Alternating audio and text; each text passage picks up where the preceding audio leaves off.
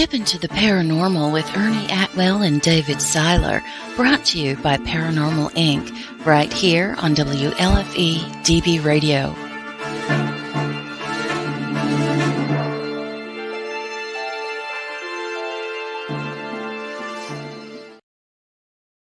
And we are live. What's up, y'all? First show of 2023. Episode 59. 59. God, we're getting old. What's up, y'all? Hope you had a great holiday, great Christmas, great New Year. Hope everything's going good with y'all. Thank you for supporting us. Thank you for coming. In the stream, you guys might I haven't looked yet, but you might notice down below somewhere that says contribute stars. Apparently, they sent me a YouTube thing or Facebook thing saying, hey, you can sign up for this now because we're influencers, whatever that means. Okay, if there's any star button down there, throw some stars. I want to see what it does. Click the star. Click the stars. Hey, before we get started, man, Dave and I have a very special happy birthday wish to send out. So, go ahead, Dave. All right, so right here, our sponsor is WLFE DB Radio. It was started by Ted and Son.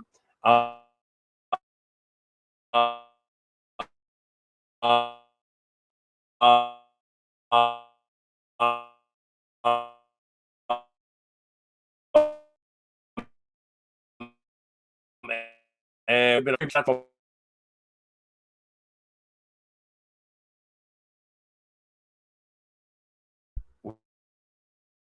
We just lost him? No. There we go. All right, we lost Rob. All right, apparently Rob lost out. There we go. What's up, y'all? If we're not still live, let us know. It says we are. We lost Rob. Rob, come back. But anyway, happy birthday, Ted. We hope you have, and you're having a great day. Hi, Rob. No introduction needed. There he is. Whoa, what's up, guys? How you doing? Sorry, I jumped out. It was glitching for me, so I jumped out and jumped back into the studio. Good. Yeah, it went black for a couple seconds. So damn, I don't remember that happening. I don't either. We've had some weird stuff happen in this house. I'm telling you, but yeah, she causes a lot of the stuff, so that's cool. All right, let's change it up real quick since Rob popped in. Rob, instead of us doing the introduction on you, how about you do your own introduction? We'll change it up. All right, yeah, for sure. Well, thank you. First off, thank you. It's always an honor and a privilege to be here. I love you guys to death. I love this show. I love what you guys do. I love the paranormal investigations that you guys hold and the events that you do. So kudos to you, gentlemen. It's absolutely incredible. And to be the first guy for 2023, that is something special. You know, I think that's something special because 2022 is the year of the truth seeker, and 2023 is going to be the year of accountability. We're going to see a lot of things change this year, which is going to be a lot of fun. But first, I'm Rob Yox. I am the host of Full Spectrum Universe, where we delve into ancient histories, spirituality, a little bit of current events, and kind of meld a lot of different topics together and look at it from different perspectives and points of view. We live by the motto, we are the ones that we've been waiting for, and the information is the activation. So if it's not going to be us, then who, right? So we have to get information out there to people so we can essentially help people awaken to the real paradigms that are shifting around them. A lot of people, I think, personally, have been asleep for a long time. And we're starting to see a lot of things kind of bubble over the top. And we're opening up these new areas of energetics and spirituality to really get an understanding of who we are and the potential that resides within us. So we've been exploring that very, very heavily lately. I've done a lot of different things, from paranormal research to historical indigenous peoples research. I was featured in Paul Wallace's Echoes of Eden, which is a series of 3 books, and it was one of Amazon's bestsellers, and I think it was Science and Religion. It was actually really an honor that was bestowed upon me to be a part of that and do research for that. We have a show here on YouTube. We're slowly climbing up with some of the other bigger shows, and we're, having a great time doing it. And the community that we've created over there has just been absolutely incredible. It's been incredible. We support each other, we research with each other, and we share information, and that's the name of the game. Definitely. Have you noticed, because I know, Rob, our podcast here is 99.9% 9%, ghosts and spirituality and things along the paranormal realm. But in general, speaking of, the unknown, I know this is I'm stroking this with a broad brush, but have you noticed in the past year, things are changing? More people are seeing things, more people are experiencing things. But the most important is more people are acknowledging them. Yes. Things. Well, I think it comes down to when you see something like that, you can't deny it anymore. And more people are having these experiences. And what's happening is there are certain veils that are being lifted. And it has a lot to do with energies that come from the sun, but also energies of, there's different matrices or different energy grids that reside on this planet from, different, we could get into a lot of different things about entities and stuff like that. But there is this notion that energy can't be destroyed, right? So when we take that into consideration, when we look at an energy, which is either a spirit or an entity of some type, it's almost like a transition from physical to spiritual, right? They become sort of they go into a different area where they can't be seen by the regular physical human being anymore. But we believe in this veil that essentially there is another side, and that other side becomes, hopefully it's all of our ancestors are back there. But what's happening is there's these focal points where they're starting to blend physical reality and that veil itself. And the windows are opening, and those windows opening, giving more and more people they're having like community glimpses of things. It's not just one-on-one basis anymore. It's becoming such an energetic thing that people in groups are seeing these things, and it's really starting to shift.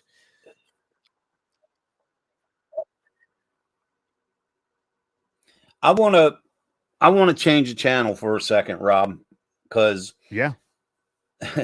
Dave and I had each had a separate encounter with something, and it's a little bit outside our scope. Yes. Now, I've had, besides I'm not talking paranormal. I might be. I don't know. That's why I'm bringing this to you. But in my lifetime, and I'm an old guy, I've had 2 encounters of something I can't explain. One as recent as a few months ago, as well as Dave. And we haven't talked about it. We haven't mentioned it. We haven't brought it up because we were waiting to get you on the show, because we wanted to bring what happened to you and just get your take on it. Yeah, okay? Tell me. I'm down with this. Let's go. So I'm former U.S. Navy. I'm a former police officer. Until I see a little green alien, I'm going to be like, yeah, is there life out there? Yeah, okay. It's a big universe. I use Occam's razor, things like that. I'm standing on my back porch. How long ago was this? This was about a month and a half ago. Yeah. All right. I'm standing looking at a full moon. It's beautiful. And right below it is what I think is a star. And I'm letting my dog, when I let my dog out, I let her just go to the potty, do her thing. The clear night, beautiful. Well, all of a sudden the star goes from here to over here in the sky, and stops dead as a doornail. So it goes from 0 to oh shit in 2 seconds. I'm like, now when it moved, could you still see it? I could still see it 100% because there's no leaves on the trees. And I'm like, did I see what I just saw? And I'm looking back and I'm like, star's not there. Star's there. Then it slowly goes here in the sky, about halfway back, and then go straight up. And I'm thinking, okay, I've lost my damn mind. So I'm calling up Ernie. I'm like, Ernie, we just went from paranormal to UFO, dude. Awesome. Now, I was an operations specialist in the Navy, which means I do radar tracking and navigation. I can see any contact moving around me within a 4-mile radius on surface, 120-mile radius air at the time. It's longer now because of the new stuff, and up to 3 miles subsurface. So I'm used to seeing contacts and things moving around me. not a problem. You got LiDAR, huh? You got that LiDAR going on with the subsurface? That's crazy. I can identify stuff. And I can tell you, it wasn't a shooting star. So, Cameron, it went from right to left, stopped, and went from left back to right, and then went straight up. Yeah, because normally I saw a shooting star the other night. I've seen one of those before. And it's funny because it was so close. As it dropped and it kind of dissipated, you heard a sizzling sound. I've heard one in Baltimore when it literally went too. right over us. A meteorite came over us, and it actually was green as it went over, and it left a streak miles and miles long. It went right over, and you could hear it burning as you went over. I've seen those, but this one I just can't explain. Now, this happened because I remember we were talking about it when we were at Ramblewood, and I think we were at Ramblewood. I think it was the end of November. Yeah. And let's see. The was like 3 months before Dave's, and only lived like 20 minutes apart. But mine, I've been waiting to tell you this, right? And mine's not that big of a deal, but it's just something I can't explain. It was just it was the last grass cutting of the year. So it was end of summer, just starting to hit fall. And it was a very clear day. It was very nice out. It was very warm. I just got done cutting and weed whacking and cleaning up. Everything was done. So I was like, oh, man, it's so nice out. I'm going to get a cup of coffee. I'm going to just sit on the step here on my porch and relax. So it was the time of day. It was still daylight, but the sun was just starting to set, but it was still daylight. Now, the backdrop was the sky was absolutely clear, and it was just sporadic puffy clouds all over the sky, just super clear day. Now, I noticed, because like I said, the sun just had started to set. We live up the street from the airport. Now, when a plane's flying over, you'll see the plane. It'll go into the cloud. It'll come out, continue its path. Well, I noticed in one of the clouds, I saw lights. My first reaction is, okay, it's coming from the airport. Lights were like the what we call running lights. Like that. Sure. They were going from my right to my left. It was 5 lights. They were inside the cloud. I've never seen a plane lights do that, which they may. I don't know. I'm not that educated on planes. No, they don't stop there. But I was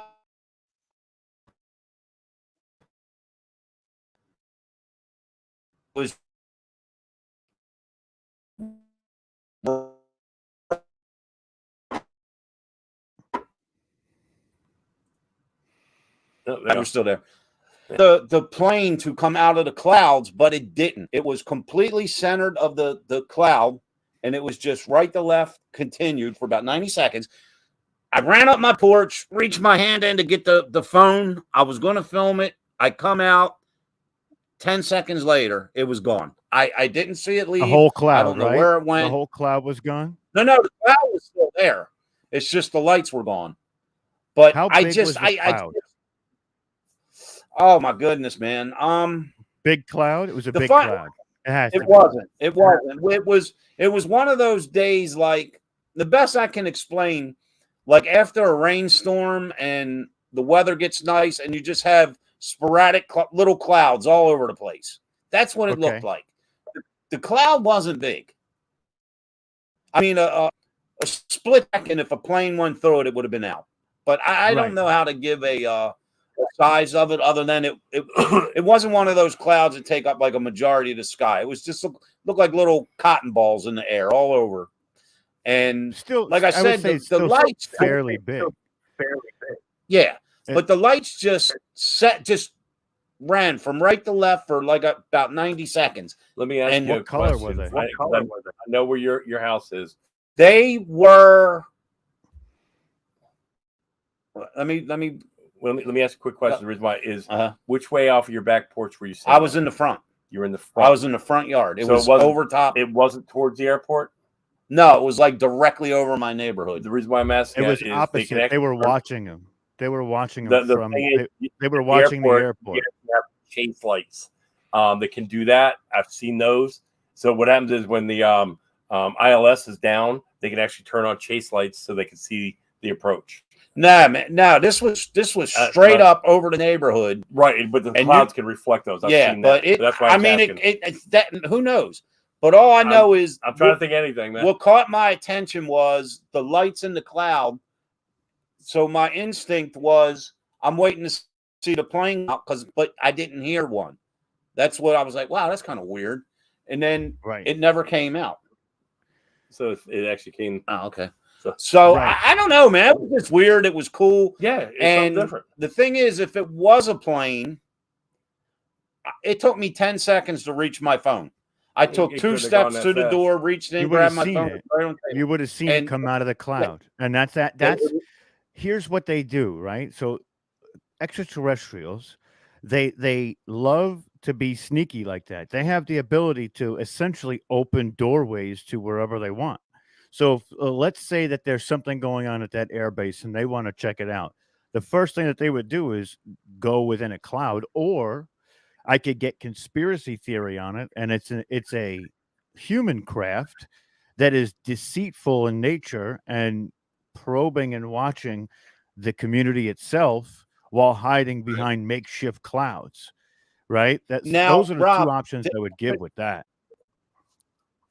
Let me answer your question real quick. The color. Yes. The color of the light, it was 5 lights and they were all clear. But let me tell you, they weren't like white lights. They looked like the if you were to go out and buy a set of white LED Christmas lights, the white is like almost like a clear ice like looking bluish, when you light them up. It has you know a bluish tint I mean? to it almost, right? Yeah, that's what it was. They were them super bright. To me, it looked like LED lights because they just had that clarity like ice. Right. And that's through the cloud you were seeing that too. Like through the cloud, you're seeing clarity. Yeah, it was definitely, which shows that the cloud was a facade. It wasn't a real cloud, right? Because you wouldn't have been able to see those lights. It wasn't, and this is the way. Now I'm just going based on how it appeared to me. Just to be, I wasn't seeing the lights through the cloud. Like whatever it wasn't on the other side of the cloud, and I could see through it. The lights to me appeared to be in the cloud. That's what gave me the impression was, oh, it's a plane flying through. Because to me, they looked like they were inside the cloud. Right. Well, usually a plane if they have lights like that, they have one red, one green, and a couple of white lights, either in the front, the back, something like that. Right. So the red and green are the port and starboard lights, and then you have running lights on the side, and then a nose light to show where the nose is. So they wouldn't all be white. They wouldn't all be white, which is kind of strange. You know, I if you could have got a picture of that, that would have been crazy. You know, I think you definitely had some sort of encounter, and Dave did too. Dave, I had I'm going to tell you guys a story now. Now I'm going to tell you what happened to me. And I have 2 stories for you. Well, actually 3 total. 2 involving UFOs and 1 involving the paranormal, right? So just like Dave, I was outside with my wife smoking a cigarette, and I look up and I see what looks to be a star moving across the sky super, super high at a speed I can't even describe. It's going straight across the my line of sight. And then it gets to a point, it stops and it goes boop and blows up like a big white light. Whoop, comes back, goes for about 10 seconds more, and it's gone in a flash. And I look at my wife and I say, please tell me you saw that. You have a witness. Yeah. Can I get a witness? That's the thing. In the UFO community, when you have an encounter or you have some sort of sighting, if it's 2 people having a sighting, it actually ups the validity of that sighting, right? Because a lot of these UFO contacts are consciousness based as well. It's not just visual. There's more to it, right? So I'm sitting here like, what was that? And I called a couple of my friends that are in the UFO community, and they told me that whatever entity was flying that craft wanted my attention. And when the light was flicked on, that big bright light, they were embedding some sort of light code into my brain to be given as a message later on when I can decipher it or when I'm ready for it. So I'm like, Wow. okay, cool. That's awesome. Right. So I look back at my wife. I said, "Please tell me you saw that." She says, "Yeah, I saw that." And she doesn't believe in UFOs or ghosts and all that. Like, she doesn't believe in any of it. She's very much, on the straight and narrow in that sense. She doesn't dive out the windows like I do. I mean, I'm into everything. It's crazy. But so she was like, "I can't tell you what that was. I have zero idea what that was." So she didn't admit it, but she did. She wouldn't admit it, but she kind of did. So Right. this wasn't my first encounter with a craft either. When I had been interviewing people for 3 years about UFOs, never saw one, never took a picture of one, never had any of that happen. So me and my friend Omar, who does Watchers Talk on YouTube, we were planning a total disclosure. It was an event of 55 speakers over 4 days. And I go outside to smoke a cigarette myself this time. It always happens on my porch when I'm smoking a cigarette. And I look up and I get some, just like that star I was just described to you, same thing that Dave had. And it was going across the sky. And I felt like it was kind of those entities out there saying, like, this was 2 weeks before this event. We just had this big meeting with all the people speaking. And it was kind of like their head nod, like, go ahead, man. Disclose this stuff. Let's get it out there. And then I had the same encounter 2 weeks after the event in Texas. And the reason why I know that these were UFOs is because I don't live near an airport. I live probably, I want to say, 50 miles from an airport. And after I saw each of these craft, I counted 7 to 10 different aircraft within the air in a triangle formation around exactly where I saw it. All different aircraft. So that tells me that they found something on their radar that they had no idea it was even supposed to be there. And now I've got triangle patterns of helicopters and fighter jets trying to figure out what the hell's going on. And it happened every time I saw one of these things. It was the wildest thing. Behind that, all right, being former military, I can tell you what they're going to do if they get a contact. And all UFO means is unidentified flying object. Can we eventually identify it? Maybe. But in short, with all the releases of like the Tic Tac videos and I've known for years. Tic Tac. Yeah, the Tic Tac video. You haven't seen that? TikTok. Tic Tac. It looks like a little Tic Tac. Yeah, I saw it. Yeah, it was down below the aircraft. Yeah. So, no, he was tracking it on his radar. Yeah. So I've seen videos like that, but I've never had an encounter like that.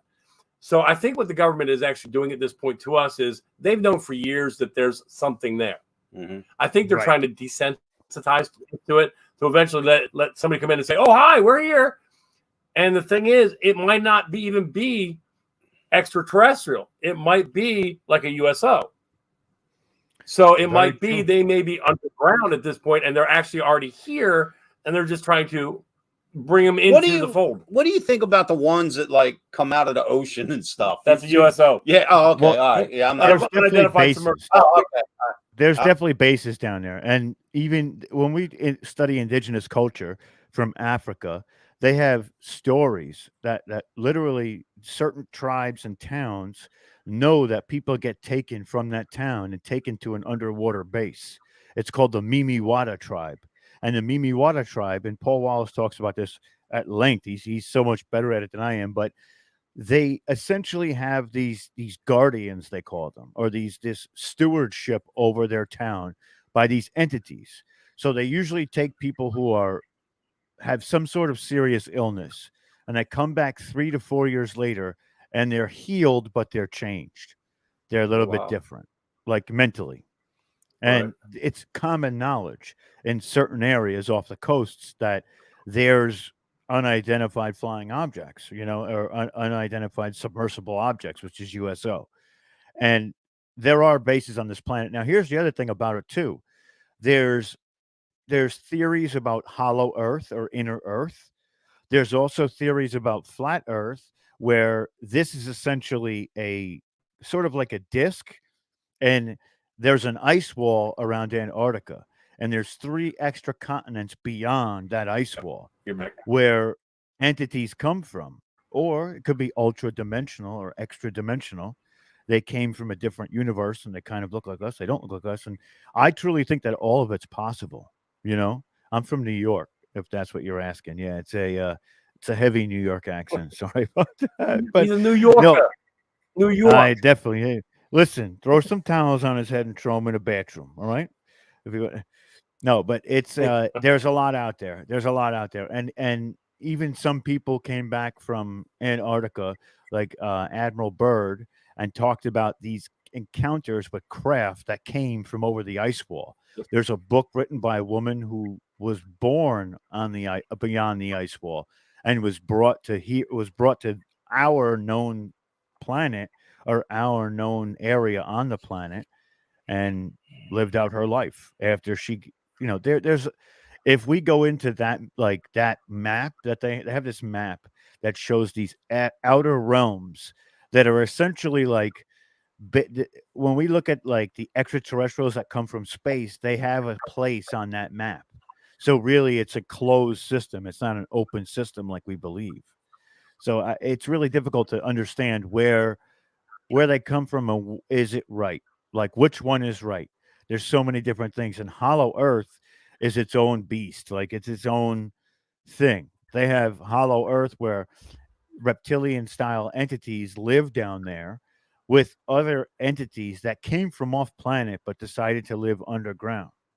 And they talk about it in ancient India, where they have the Bhagavad Gita, and the Bhagavad Gita talks about lower Shambhala and higher Shambhala. Higher Shambhala is a floating city where the gods reside, and lower Shambhala is where some of these entities live underground. So there's a lot of ancient texts so cool. that points to different areas of where this could be, where there's potential for life everywhere. Let me, Rob, like when we started this topic, like I said, I've been alive since the 60s, and in my life, I've only had 2 encounters with something I can't explain in the sky, and one was just as recent. You know, it was a few months ago. I have one other encounter. I don't really talk about it a lot because it's one thing to talk about ghosts, but it's another thing when I seem that, you know, you talk about flying objects, people really look at you. But well, here's the reason. yeah. Wait a minute, think about this. I go even further than that. They really look at me like that. Right. It would be a complete waste of space if it was one single planet I know. with life. But look, reason I'm bringing this up, because I really, anybody that's watching, please comment if you've ever heard of this or ever saw this. Now, this occurred in 1987. Okay. I was 18 years old. And I'm going to give the locations and everything because a lot of my hometown friends watch. But this is crazy, man. And I can't say it was something from outer space, but I just want opinions. But my friend and I, we went to see the original Top Gun movie. Okay. So you know how long ago this was. It was 1987. And for those folks from the old neighborhood, we went to North Point Plaza movie theater. It was down the street from Ross's Crab House on North Point Road or North Point Boulevard. So it was a Sunday night. Okay. I was a junior in high school. My friend was a senior. And the movie got out around 9:30. We were heading home. We had school the next day. We make a right out of the parking lot onto North Point, and we're headed up to Merritt Boulevard. We get halfway up North Point Road, and traffic was at a complete dead stop. I mean, and of course now it wasn't cell phones. We didn't even have beepers then. No cameras. None of that. That was non-existent where we were at. So all this traffic stopped. And we're like, oh, man, it must have been one hell of an accident. Because not only straight ahead, but Merritt Boulevard intersected and everything was at a dead stop. And we're like, this must be bad. People are starting to get out of their cars. So, of course, we get out of ours. Just above the road, okay? I mean, I can't give how many feet, but it wasn't high. There was a triangle, Rob. It was a silver triangle. It was completely still, just like this, hovering over Merritt Boulevard, just as you exit North Point. It had clear lights all the way around, except for the point of the triangle. It had one red light. No noise. It just hovered. Anti-gravity. And everyone was just, it would look like something off like Star Trek. Close Encounters of the Third. Like people were literally out of there, like looking up, you know, people talking. And we were sober, so, you know, but here's the funny thing. It just hovered for a few minutes. Now, it was like this. Instead of just turning, it went like this. It went up on its side, turned this way, lowered this way, proceeded forward. Very slow. So eventually it's getting out of distance. So everybody's in a hurry, get back in their car, business as usual. So I told my friend, I was like, come on, man, we got to follow this thing. Now, we were in Baltimore County, Maryland. I knew the path. I knew the area of the path it was taken. So we went, for those that saw my book, the cover of my book, that's the park we went to. But instead of where the trees are, we were on the opposite side where the road is. So we parked our car and stayed. When you're at the top of this street, Rob, if you look out over the horizon, it's Baltimore City. Okay? Well, we drove ahead of this craft, parked our car, got out at the park, and sure enough, it came over from behind us. Excuse me. This object went out, circled, came back, circled out over Baltimore City, came back 3 times. And on the last pass, it just kept straight out over the city and eventually was gone. Now, this was like an hour-and-a-half ordeal. Okay, that's how long, and that's how slow this thing was moving. But here's where it gets kind of tricky.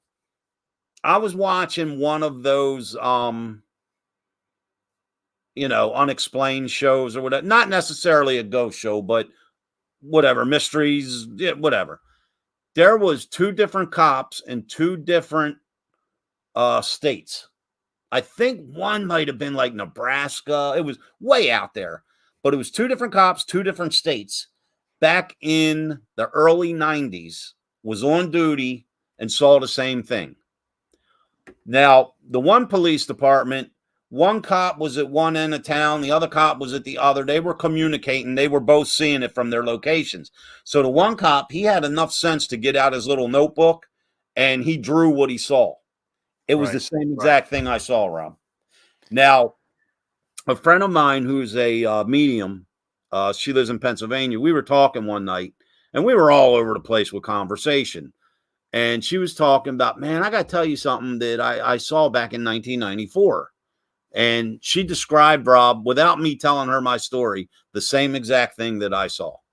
So I'm just curious if anyone knows what that is, has seen it, knows anyone that saw it. But other than that, from 1987 until I saw the lights in the clouds a few months ago, I've never seen anything. Those types of crafts are called either T3B or TR3B. And what happened is during like the Roswell crash, the entities that crashed, a lot of people said it was a saucer. Some people said it was a triangle-shaped craft. There are entities out there with triangle-shaped crafts, but I believe that the U.S. government has tried to emulate that specific configuration for a very long time. And with the way that it was moving, that would almost put to question is, are they testing a drive system? Are they trying to test it? And if it's moving that slow, it was barely right? moving. Like I said, from where we first saw it to where we parked the car, at best was 2.5 miles. The way that it was turning like that, where it goes on its side, it just would tell me that there's jets on it, and that jet is going shh. But it's not like a high power jet. It's almost like the jets that you see on like the NASA rovers that go through space with the satellites. And the thing is, Rob, it was dead silent. Yeah. And the funny thing, and I'm really glad it happened like this, it caused a two-way traffic jam. Like, so it's not something like, oh, Ernie and his friend was out in a cornfield and saw it literally had traffic stopped. Yeah. And I mean, that when I got home that night, I literally just laid in bed. I did not sleep a wink and went to school in the morning because I just didn't know what to say. Back then we didn't really have no tech, not like it was nothing. Right. So what I did was when I got home from school the next day, I watched the 5 o'clock news. That was like our only source of media. And I'm like, man, maybe somebody reported, but nothing. They didn't say nothing. No, because it's. I think that they could have potentially been testing out a specific type of engine, as in like an anti-gravity engine, and they weren't going fast because if you mess up on one of those engines or something that has enough power to put you back in your seat, you could go splat across the whole entire skyline. But it could have been an entity too. They could have been conveying or surveying the area to see what was going on. Is there any military research facilities around where you lived at the time? Andrew Air Force Base is the closest one. That's a big one. That's a big one. Yep. That's one of the ones. That's like White Patterson and Andrews is where they take a lot of these craft now. They take a lot of the craft that they find now. And we did have a question in the comments about Area 51 and being former military. The only thing I can say about it is it's a military top secret classified base where they do aircraft development. Now, is there ET there? I can't say. I truly don't know.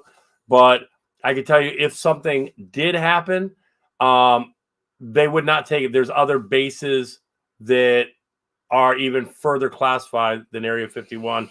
Everybody knows they think AT's there. It would not be there. It would be somewhere else that's very far underground and very not known. Cheyenne Mountain, maybe. I would think. But yeah, you're absolutely right. When that craft hit the ground near Roswell, they took it to Area 51 to be transported somewhere else immediately. Absolutely. Like and the weather balloon theory is bullshit. Without a doubt. Yeah, that's complete bullshit. It's crazy. I wanted to tell you guys a paranormal story that it was actually in my dream. So it was sort of like a vision, but not, right? So and this is an emotional story for me because I got married in June, right? To my lovely wife. She's the best. So congratulations. Thank you. I was sleeping and we had been talking earlier in the day about, the people we wish that could be there that are no longer with us. And she felt very strongly because she had a grandmother that passed recently before the wedding. And, my grandparents have been passed for a long time.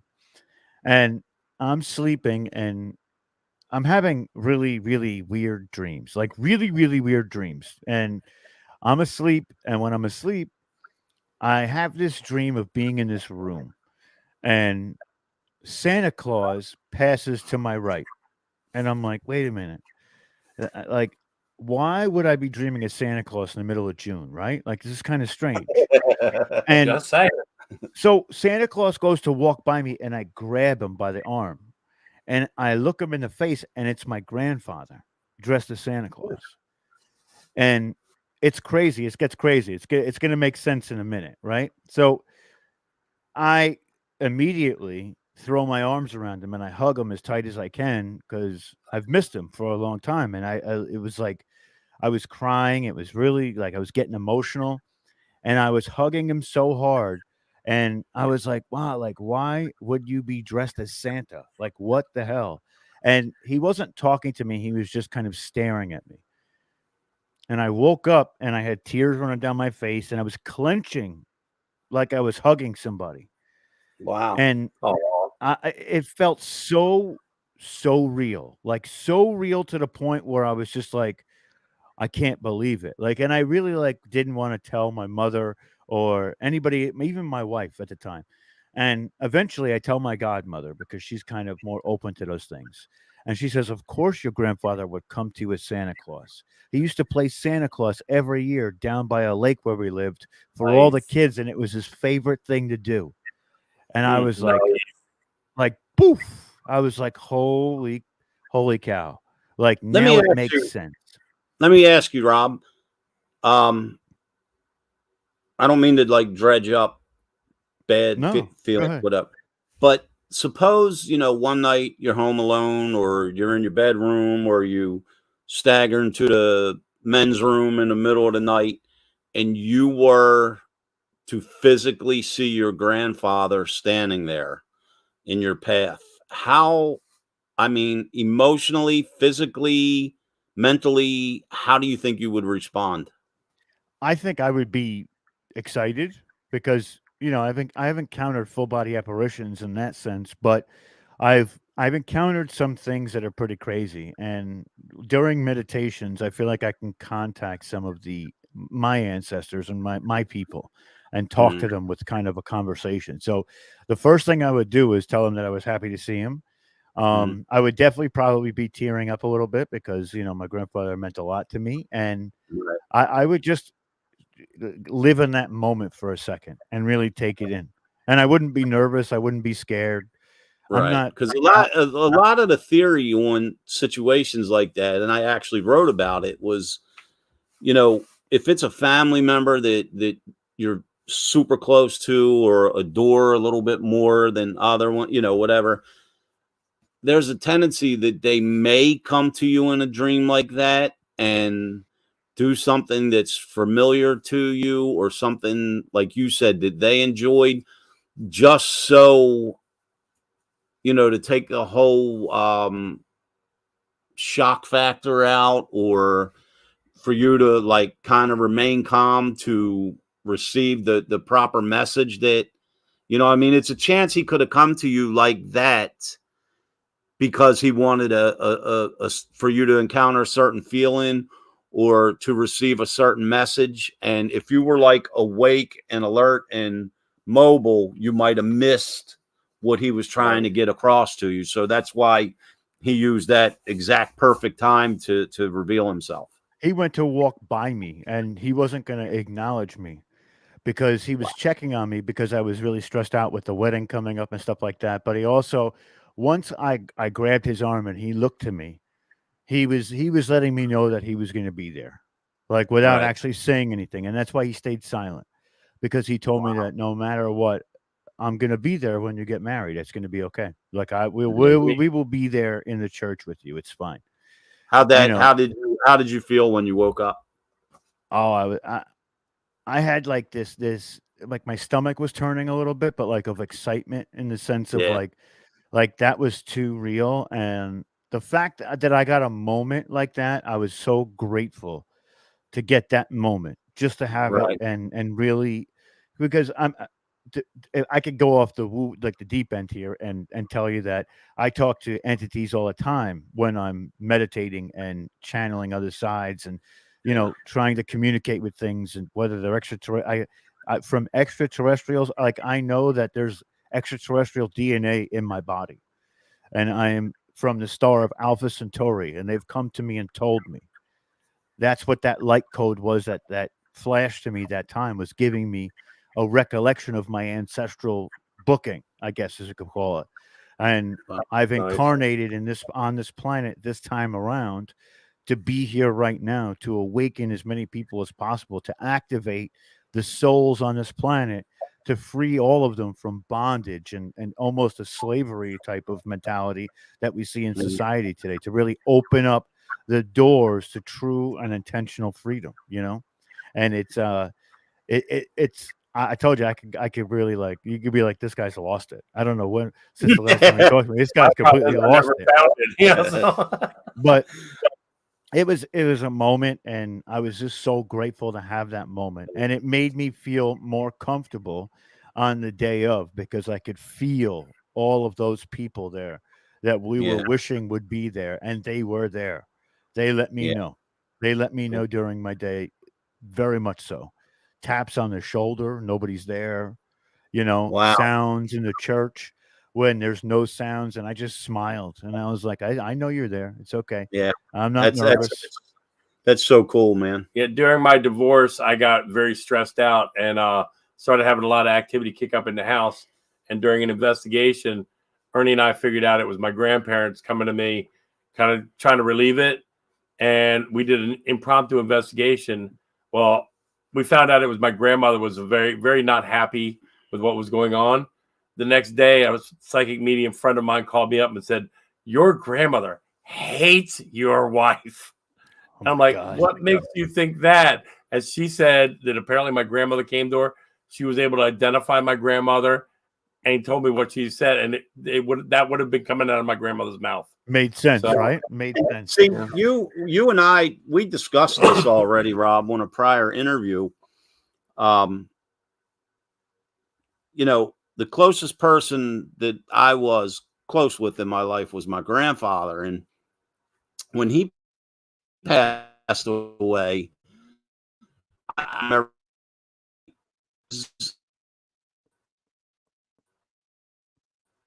remember what we do, all of that. I always prayed that, I wish that I knew who he was okay, yet I didn't want to see him because emotionally, not that I would be scared, but I just emotionally, it was like, I guess I wouldn't want to let go. You know what I mean? Right. So that one night I went to sleep, and, it was a whole thing about the family at the house and an event going on. But when I walked into the kitchen, my grandfather was sitting there in his pajamas, like he used to do at the kitchen table. And, I kind of froze, and, he basically, the summed up version was, he's told me, I'm just letting you know I'm okay. And I wiped my eyes because I started to tear up. And when I focused my eyes, he was gone. And I woke up like kind of in the same state you were in. And it was just like, I had a feeling like he just left my bedroom. Like he was here, now he's not, he just walked out. That's how real it was. But I took that, it could have, like, I said to you, I was like, who knows, man? That could have just been a dream, my imagination. But you yourself was like, no, that was your sign you were looking for. And that's just the way that he brought it to me. Well, that's when I was a teenager, actually, I was just in my early 20s. I'm driving a construction truck with a whole bunch of pipes behind us. It's on a really icy sloped road, North Point Boulevard, down near the theater. You know where that turn is? Yeah, right where I was just talking about the UF. Right. Yeah. So I got a guy, Gary, in the passenger seat, and we're coming around that corner, and we start to slide to the left. We're going to impact. There's no stopping us. So Gary literally slips down to the seat. I laid down on the seat because the pipes were going to come through when we hit. I knew I was going to impact. It's like Final Destination. Yeah, well, it's like we went bump, bump, bump, no impact. And somehow, that hill on the right up there, around the corner, we ended up on the hill. We should have gone left, and we went right. I don't know how we made it. But we both stood up. We're both fine. Truck's fine. Everything's fine. And Gary's like, what does that smell? And I'm like, as soon as I smelt it, it's Old Spice. My grandfather damn near used to bathe in that shit. And you could smell it all over the cab of the car. Wow. And I'm just like, at that point, I felt my grandfather. I could actually feel him there saying, you're okay. He took the wheel. Jesus took the wheel. Yeah, grandfather took the wheel. No lie. Grandpappy took the wheel. That's how it goes, man. But he was my pop-up. And you know what? He was the closest thing to a father I ever had, because my father built when I was like 2. So he took care of me.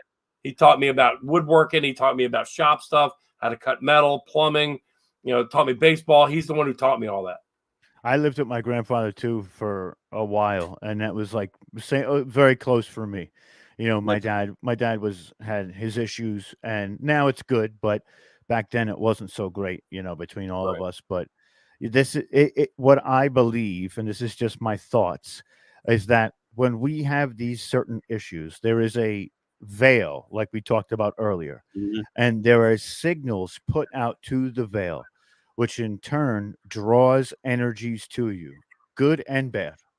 And it's all about how you filter through it, right? And these entities or these people who have passed and come back for us, they are using energetic channels to get to talk to us and to basically touch our five senses in some way, shape, or form when right. they're not in the physical, and it's very difficult for them to do that. But their accumulation of energy from jumping from one zone to the next is giving them the ability to do that. And we're like beacons. Our souls are like beacons, and our Yeah. beacons can call all different types of entities to us, whether it's extraterrestrial, ultra dimensional, underwater submerged entities, reptilians, ancestors. I mean, our focus and our thoughts can be focused and kind of hyper focused into something to create those connections as well. Amazing. Nice.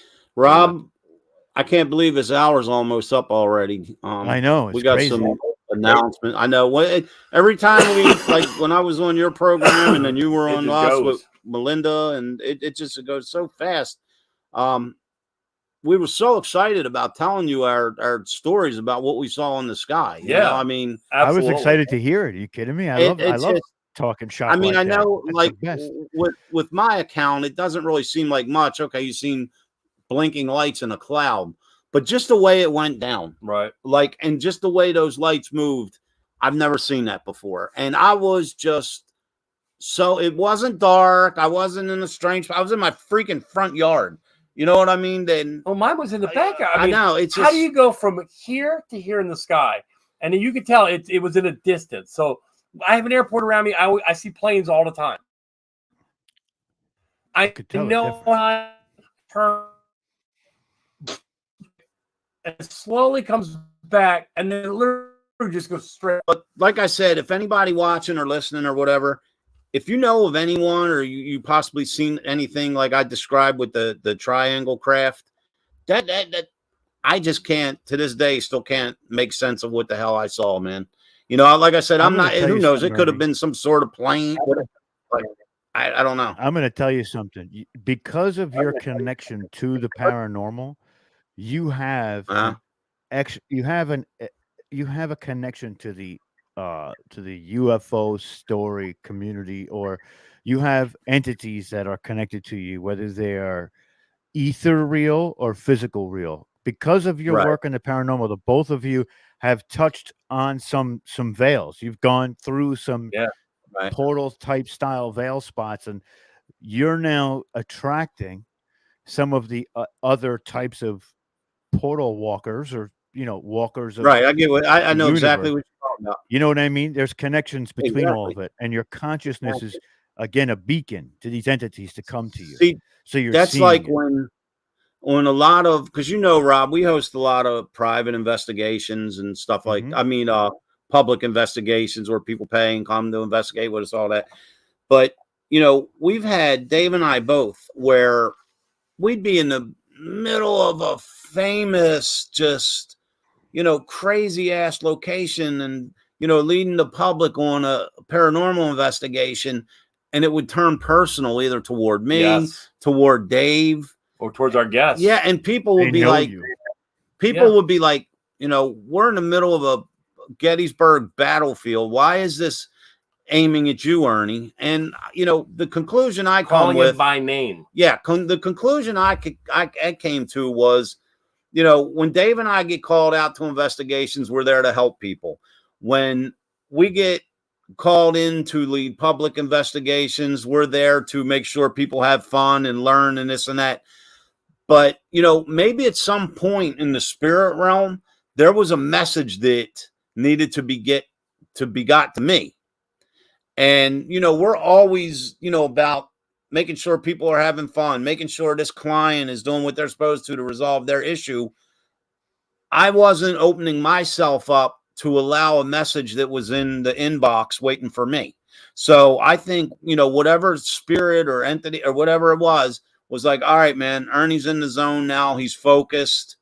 It's quiet. Let's get that message to him while he's, in that frame of mind. Information and come to find flows out, differently on that side. Come to find out the next day when I followed up on what the information that I believed I received, I found out my father was really sick.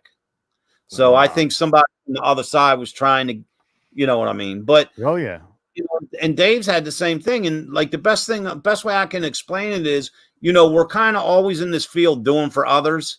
Once in a while, man, we have to reset and check our sanity. Yeah, to see what if there's a message waiting for us. Yeah. So absolutely. I think sometimes the spirits will wait until you're in that zone, in that mindset, and say, okay, man, their mind's clear, their mind's opening, they're listening to the universe. Get that message why we got their attention. So I think that's what it was. I agree with you 100%. And I think that there's definitely this resonance because of what you do, that the information flows differently beyond the veil into the spirit world. It's more of thought. A thought can transcend thousands of minds, just like it does here with a collective consciousness, but in a different way. Right. Yep. So also these entities that are beyond the veil are evolved more than we are, which is how they were able to transition to ethereal as opposed to physical. So things are, and not only that, you have so much contact with the ethereal or the other side of that veil that of course they know who you are. Your name comes up all the time, right?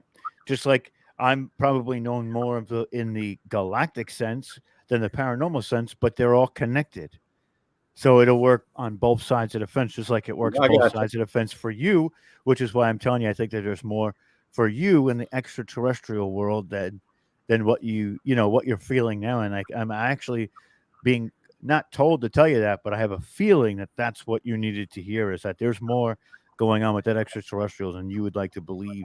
And it has a lot to do with the paranormal as well. Rob, like I always say, man, and I said this in my book, and this is just to sum it up. The universe is constantly speaking to all of us, but it is up to us to just take a second, chill the hell out, and listen to it. Absolutely. Couldn't agree more. Perfectly said. Rob, we're going to let you go, my friend. Thank you. Thank you for coming on, man. We've been waiting to speak to you for so long. I'm so happy you called, man. Listen, it's always an honor and a privilege, and I love the hell out of you guys, and I respect the hell out of you guys. And if you guys are listening out there, share this out. Get these guys as many subscribers as you can, because it's worth it. Trust me. We gotta get you back on real soon so we can just pick up where we left off. There's a lot more. Just let me know. Go so many different. Yep. You touch right. Rob, I'll tell you what, I love him. For you guys that aren't familiar with Rob, he's so personable and so knowledgeable, and he's a New Yorker. I love my New Yorker, man. He's such a just caring and genuine and passionate person. Check out his podcast. I mean, it will range from ghosts to Bigfoot to politics. I mean, he's just so versed in so many things. Definitely. Real quick before we let you go, we got some upcoming announcements. I'll make this really simple. We have 3 public investigations coming up. I'm just waiting on date confirmations. Yep. The locations will be the Samuel Miller Mansion, the Ramblewood Mansion in Maryland, and DeVille Inc. in Baltimore, Tony DeVille's shop. So we're just waiting to confirm the dates. We will get that out there. And they're limited, so when you see it hit, grab a tick. Yeah, because they do go quick. Thank you for the love too. I mean, I just want to say I appreciate everybody. Like I said, down below the thing, you'll see stars. Send us some stars. I want to see how that works. Click. Hit some stars. Our next big upcoming event that Paranormal Inc. will be in is the East Tennessee Paracon in Tennessee. So this is what I want to. I can't stress this enough. You have to purchase the tickets in advance online. Almost sold out. Almost sold if you're out. Going to Tennessee, get them while you hot. Get them now because it's going to be no exceptions. No, once they're gone, they got a certain amount they're allowed to sell, and trust me, they are selling quick. So jump on the. You can find it in the Paranormal Inc. page, or just go on East Tennessee Paracon. Hook your tickets up because once they're gone, and we will see you in 2 weeks. Definitely. Click the star. Click the stars, guys. Thank you for the love. As always, peace out. Thanks again, Rob. I'll talk to you. You've been listening to Step into the Paranormal with Ernie Atwell and David Seiler. Thank you for listening, and listen in next week for another topic and more great guests right here on WLFE DB Radio Network.